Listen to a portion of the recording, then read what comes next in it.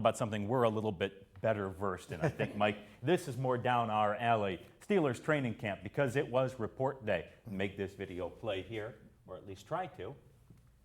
Mike, you want to hit that play button there and see if that'll go?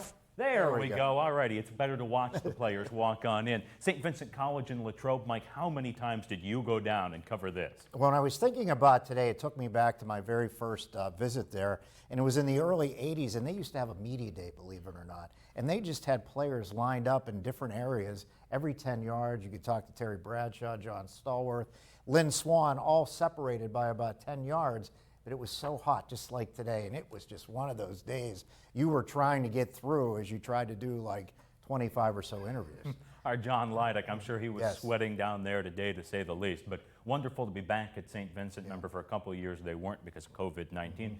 Steelers, sleeper team this year in the AFC? Well, they added a lot of people through free agency, especially on the offensive line. They got a lot bigger. I'm sure Coach Tomlin is going to go back to his old philosophy of being very physical and attack, running the football, and play some defense and see what happens. So it's probably a little old school approach by Coach Tomlin. That bodes well in the AFC North. Yes. You want to hit play on that too? It's just not our day here. Well, let's try this one more. All right. There we go. All righty. Technology. We're experts at it. This is a team no one's sleeping on. There's DeMar Hamlin back out on the practice field for the Buffalo Bills. Mike, that's a wonderful sight to see. Great expectations, I think Charles Dickens would say, of the Bills. Well, you think about the last time they were in the Super Bowl was October 30th of 1994 in Atlanta. That loss, the second loss, back-to-back to the Cowboys. I was there, and I never thought it would be all these years later that they still haven't made it back. But this team has everything. They can do it. They can get there. Got to have both games at home in the playoffs. Right. I think it's going to be a big thing.